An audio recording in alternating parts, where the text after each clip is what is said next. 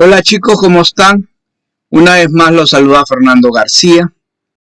El día de hoy vamos a hablar de algunos términos que se usan en las constelaciones familiares. Muchas veces tú pides una constelación o lees algo de una constelación y hay algunos términos que no entiendes o que se te hacen un poco confusos.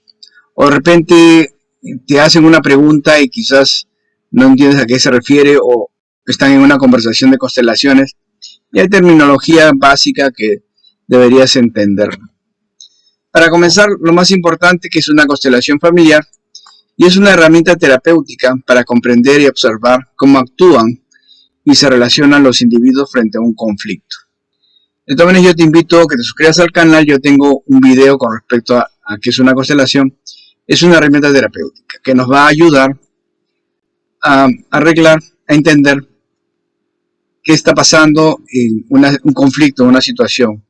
Puede ser en mi vida personal, puede ser en mi vida familiar, puede ser en un proyecto, puede ser en el trabajo. Frente a un conflicto, vamos a tratar de constelar. Vamos a entender qué elementos intervienen en una constelación familiar. Primero hablamos del constelador, que es la persona que dirige la constelación. Es la persona que se ha preparado, se ha constelado más de una vez y tiene mucha experiencia en el proceso.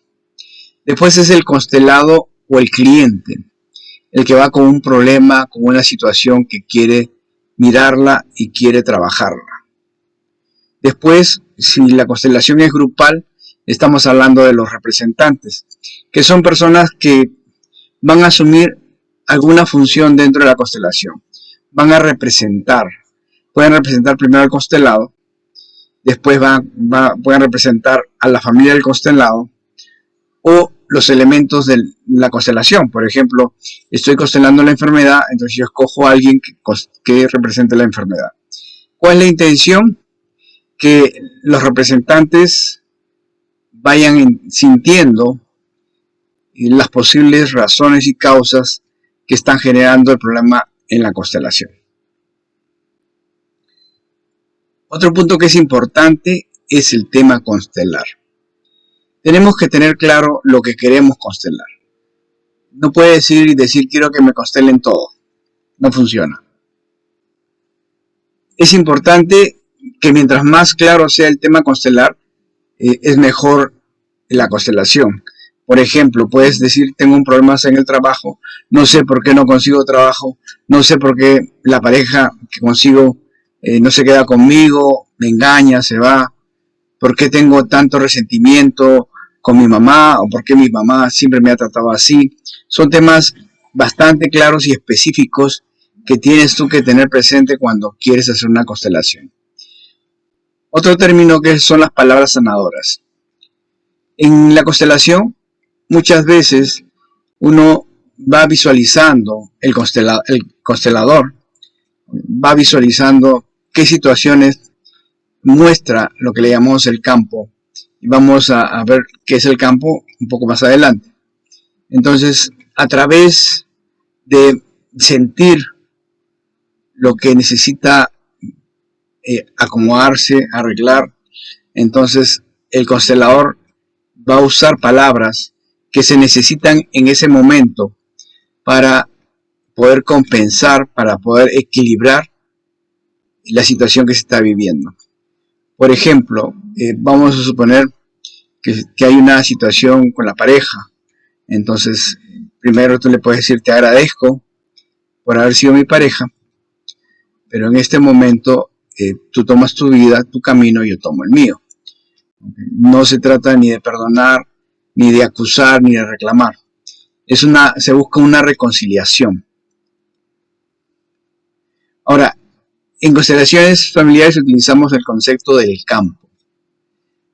Y es para explicar en forma teórica cómo llega la información a los representantes en el momento de una constelación. Cuando tú comienzas a constelar y te entregas al campo, te entregas a la energía, te entregas al amor, te entregas a ese momento, vas a hacerlo sin ningún sentimiento, sin ninguna sensación, por ejemplo, vas a representar al papá, no vas a pensar ser un papá. Simplemente te dejas llevar por lo que llamamos el campo, que es la energía que envuelve, que es la energía y el amor que nos va a ir dando la información correcta en ese momento. Nos va a proporcionar todo lo que necesitamos sentir y conocer para poder ayudar a resolver ese conflicto sistémico que se ha dado. Ahora, también vamos a ver que se habla mucho de los ancestros. Ya también en videos anteriores he hablado un poco del tema. Nosotros venimos heredando, venimos arrastrando situaciones que quizás no son nuestras, pero que nos toca a nosotros vivirlas para poder repararlas, aunque muchas veces nos toca repetirlas. Entonces, en constelaciones, generalmente tratamos de reconciliar con nuestros ancestros, porque los movimientos que hagamos, las soluciones que hagamos, ayuda tanto a los ancestros como a las generaciones que vienen. Porque cuando hay un problema que viene desde atrás, si no lo resolvemos, alguien en las generaciones futuras va a tener que resolverlo mediante una situación que le va a pasar que muchas veces no es agradable. También hablamos de movimientos. ¿Qué son los movimientos en una constelación? Cuando el constelador ingresa al campo, siente el campo, es la forma de poder comenzar una reconciliación. Por ejemplo, si en el campo te sitúas, tú estás trabajando con mamá y tú le estás dando la espalda a mamá, entonces lo correcto es que el constelador te reubique. Ahora, no te reubica porque él quiere, sino porque es lo que siente en ese momento. Te reubica de repente al lado de mamá para que le digas unas palabras sanadoras. Te acerca, porque muchas veces estamos en una constelación separados de lo que deberíamos estar cerca, ¿no? Por ejemplo, cerca de mamá, cerca de papá, sentir la energía de mamá y de papá. Entonces se hacen movimientos, se mueven a los representantes de manera que se organice el sistema. Y eso se hace a través de la sensación que tienes del campo, ¿no? El campo es el que te va a indicar qué es lo que tienes que hacer. También se usa el término excluido. Excluido es toda persona que pertenece al sistema, pero que nosotros negamos su pertenencia. Por ejemplo, el tío que fue arrestado, que estuvo preso, nosotros no queremos que eso se entere porque es una vergüenza para la familia. Entonces, ¿qué hacemos? Lo excluimos. O de repente el que, por ejemplo, nos robó o nos hizo daño, nos estafó. Entonces, nosotros como nos hizo daño lo excluimos. Pero bajo las constelaciones familiares, toda persona que ha sido tocada por el sistema de alguna manera, porque también puede ser que yo haya engañado a alguien, entonces esa persona a la que yo engaño también pertenece a mi sistema. Entonces nos toca a nosotros incluirlo, hacerlo parte. Por ejemplo, también los niños abortados. Entonces decimos, ¿cuántos hermanos tienes? 2, pero no estás considerado los niños abortados. Entonces ya no eres el mayor quizás, o no eres el segundo, sino eres el tercero o el cuarto. Entonces ese niño que no se le reconoce se llama excluido. Entonces excluido es toda persona que nosotros no lo aceptamos, no lo reconocemos, y es importante y es necesario. Ahora, nosotros, ¿qué vamos a tratar de trabajar? Muchas veces trabajamos, por ejemplo, las repeticiones que se dan en el campo, porque estamos repitiendo episodios de nuestros ancestros, y muchas veces hacemos las lealtades, que son situaciones que yo lo hago en memoria inconsciente, obviamente, de mis ancestros. Por ejemplo, de ahí vienen mucho las enfermedades, ¿okay? O de ahí vienen mucho las profesiones. Yo soy médico en lealtad, por ejemplo, a mi árbol. Yo soy profesor, ¿okay? O de repente, pues, soy estafador. Me parezco a mi abuelo, soy un ladrón. Entonces, eso también se trabaja en el árbol. Después, otro término que se usa es espiar. ¿Qué es espiar? No sé si se han dado cuenta que en las fiestas religiosas muchas veces hay gente en procesión que comienza a latigarse la espalda, a ensangrentarse la espalda, a infligirse dolor para compensar el daño que murió, por ejemplo, Jesucristo, ¿no? Entonces, eso es espiar. Espiar es castigarme para que con mi dolor compensar el dolor que yo hice o que se hizo. En este caso, está compensando frente a Jesucristo el dolor que le hicimos, ¿no? Nosotros, porque Él murió por salvarnos. Entonces una forma de compensarlo es mi castigo. Eso sería expiar. En la constelación también se descubren secretos, porque hay muchas cosas que no se cuentan. Sobre todo las cosas desagradables, ¿no?